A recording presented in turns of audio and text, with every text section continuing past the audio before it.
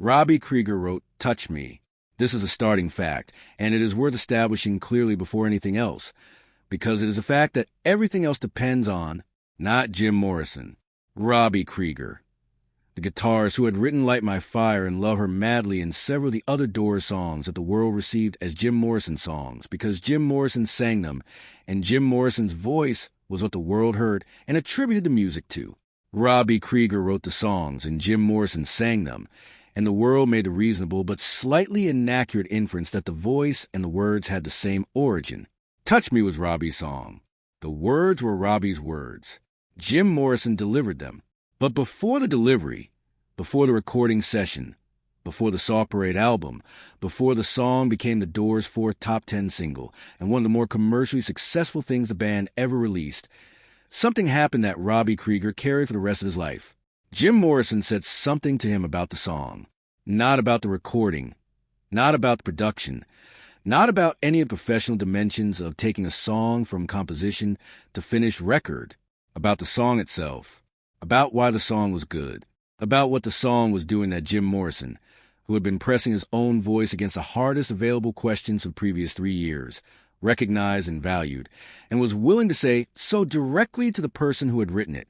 The conversation happened in the period between the song's completion and the recording sessions for the Soft Parade, in the space where Jim Morrison had heard what Robby had written and was in the process of understanding how to sing it, not how to deliver it technically, how to be inside it.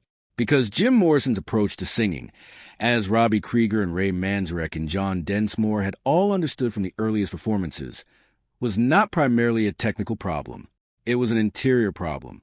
You found a place inside the song where the song was true, and you sang from that place. And if you could not find that place, of performance was not going to work regardless of how correct the technical execution was. Jim had found a place inside Touch Me. This was not obvious in advance. Touch Me was, by the standards of the music Jim Morrison typically made and the register in which he typically worked, an unusually direct love song, not the darkness in the road and the ending and the pressing against mortality that characterized most of what the Doors recorded, but a song about wanting someone in the straightforward and emotionally accessible way that pop songs were organized around. It had a brass arrangement. It had the kind of melodic accessibility that radio stations found easy to program. It was in the specific and often slightly fraught sense that this word carries when applied to music that was otherwise known for its difficulty, commercial.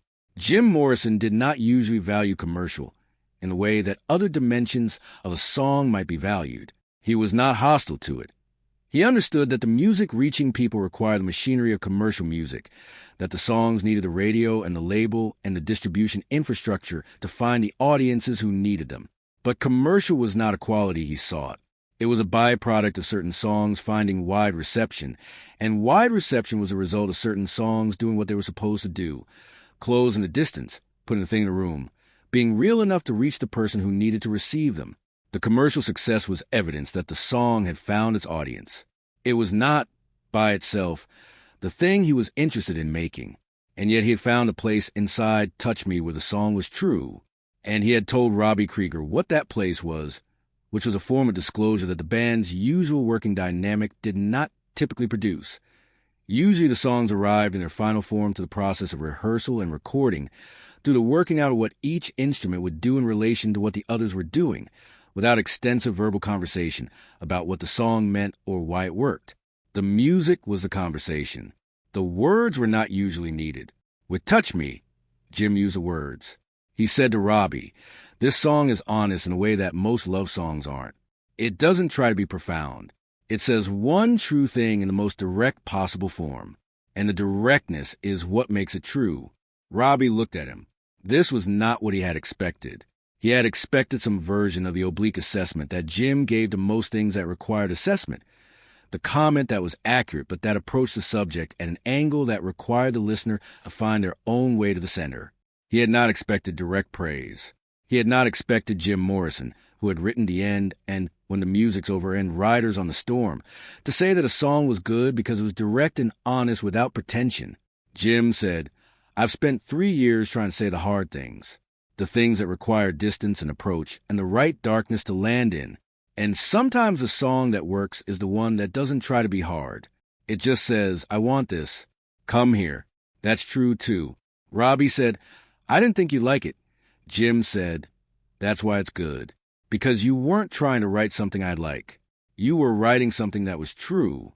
But to understand what Jim Morrison was saying to Robby Krieger in that conversation, what he was acknowledging about the song and about the specific kind of truth it contained, you have to understand the specific formal problem that Jim had been working on since the Bergman screening at UCLA in 1964, since the Venice Beach Pier, since the first album and the Whiskey A Go-Go residency and everything that had followed. The problem was, how do you put the true thing in a room? The chess game, the weight of mortality, the felt sense of the thing that most people spent their lives looking away from. Jim Morrison had been pressing against this problem for the entirety of his career, using the darkness in the road and the ending as his instruments, using the oblique approach and the specific quality of his voice when it was fully inside the hardest material as the mechanisms for closing the distance between the song and the person receiving it. This was the work, and it was real work, and it produced real things, and the performances on the best nights and the recordings on the best sessions had done what Jim Morrison intended them to do, had put the thing in the room, had held the audience in the changed condition that the chess game had held the UCLA screening room in 1964. But the work was also costly. The directness required was not technical directness, was not the simple statement of the thing, was not the pop songs, I want you or come here, or I love you, delivered in the accessible form that radio stations could process. It was a much harder directness of the person who has agreed to look at the thing that most people look away from, and to look at it without flinching and say what they see, which required a form that most commercial music was not organized to accommodate. And what Jim Morrison heard in Touch Me was a different directness, not the directness of The End, which was a work of years, a piece that had been pressed and refined and extended, and that demanded everything of both the person performing it and the person receiving it. The directness of something much smaller and more immediate. The simple, true, non-elaborate statement of wanting. Come here. I want this. No darkness required. No distance. No oblique approach. Just the one true thing in the most direct available form. He had not thought he could sing that. This is what he was telling Robby. Though he was telling it obliquely in the way he told most things obliquely. He was telling it by identifying what made the song good, which was the thing that had surprised him about it, which was a directness that he had not believed was available to him after 3 years of working in the register of darkness and distance. Ray Manzarek heard the conversation secondhand, heard Robby's account of it, in the way that things circulated among the four of them, in the particular way that information moved through the band in the years when they were still a band and still making music together, and still in the daily proximity that the rehearsal space and the recording sessions and the touring created. He heard what Jim had said about directness and about the simple true thing, and he sat with it for a while before responding. Then he said, that's what Light My Fire was. The simplest possible thing. And Jim sang it like he'd found it rather than written it. Robby said, Jim didn't write Light My Fire. Ray said, exactly. This was the insight that the conversation had clarified for both of them, though it had taken the detour through Touch Me to arrive at it. Jim Morrison's voice found itself most fully in the songs that were most directly true, regardless of whether the directness was toward the dark things or the simple things. The End was directly true in the direction of darkness. It said the hardest things without flinching, without the management of distance that most songs brought to the same material. Touch Me was directly true in the direction of simplicity. It said, I want you, come here, without the management of profundity that most love songs brought to the same feeling. Both kinds of directness were the same thing from different angles. Both required the same quality of honesty. Both produced, in the voice, the specific quality of having found rather than manufactured. John Densmore heard the story and processed it the way he processed most things, from behind the drums, from the position of someone who had been playing the rhythmic foundation under Jim Morrison's voice for 3 years and who understood, from that position, the specific difference between the nights when Jim's voice was found and the nights when it was searching. Touch Me was a found voice song. Jim had found the place inside on the first take, or close to first take, and had sung it from that place, and the recording had the specific quality of something that had arrived rather than been constructed. John had heard it in the drum patterns, There was a quality to the band's playing that was different when Jim was inside the song versus when Jim was delivering the song, and on Touch Me the quality was unmistakably inside. Bill Siddons heard about the conversation and understood it primarily as professional information, as evidence of the dynamic within the band that made the music work, the specific way that different members contributed, and that Jim Morrison received and processed those contributions. He had been managing the Doors for 2 years and had learned to read the health of the creative dynamic by paying attention to these kind of conversations, to the moments when the band was talking about the music in ways that meant the music was working. The fact that Jim had told Robby directly what made the song good was, for Bill Siddons, a piece of information about what a band was in the late period of what would turn out to be its final years. Not declining, but not quite at the same alignment as the early years, more verbal, more explicit, the working out that had previously happened in the music happening more in conversation. Touch Me was released in December 1968 as a single and reached number 3 on the Billboard Hot 100. The highest chart position the Doors achieved after Light My Fire's number 1 in 1967. Jim Morrison's voice on the recording is the voice of someone who has found a place where the song is true and is singing from that place without decoration, without the management of distance, in the most direct available form. The brass arrangement that had initially seemed commercial and accessible in the wrong way turned out to be exactly right. It gave the directness a warmth that the guitar and organ combination would not have provided, and the warmth was what the directness needed, the specific compliment that made the simple true thing feel held rather than exposed. Robby Krieger has talked about the conversation in the years since, in the careful and somewhat odd way that he talks about the things Jim Morrison said that he was not expecting. He has said that he was not expecting Jim to value the song in the way that Jim valued it. He had expected Jim to find it too light, too simple, too direct in the wrong direction, the direction of accessibility rather than the direction of depth. He had expected Jim to sing it competently and to reserve his genuine engagement for the harder material. What Jim told him was the opposite. The directness was a depth. The simple true thing was as true as the hard true thing. The I want you come here and the this is the end, beautiful friend were both honest, both direct, both doing the same essential thing from different angles, and the voice that could do one could do the other, because the voice was not organized around darkness or simplicity but around honesty. And honest was honest regardless of what the honesty was about. That was what Jim Morrison said to Robby Krieger before the recording session. That was the conversation that Robby carried. The simplest song the band ever recorded, received by the person whose voice would carry it as one of the truest things they had produced, because it was direct, because it didn't try, because sometimes a song that works is the one that says one true thing in the most direct possible form and trusts the truth to be enough. It was enough.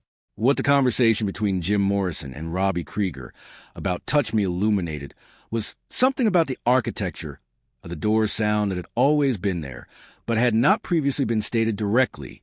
The architecture was not organized around darkness or around light, not around profundity or simplicity, not around the material that Jim Morrison typically generated and the material that Robby Krieger typically generated, even though those two sources of material were recognizably different in register and approach.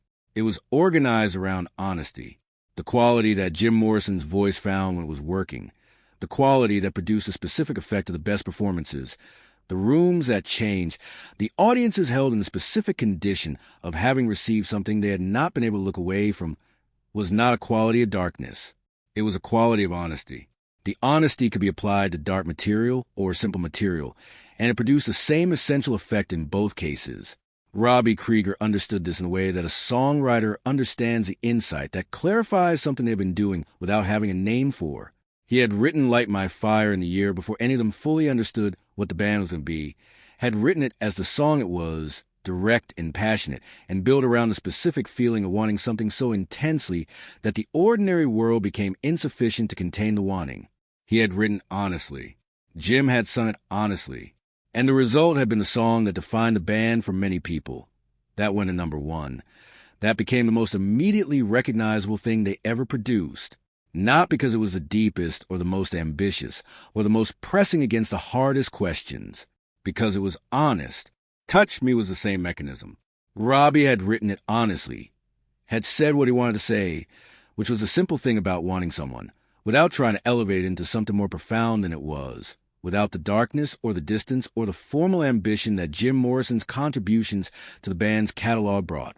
He had written it as itself, which was a direct and simple love song, and Jim Morrison had heard what it was and had valued it for exactly that quality and had told him so.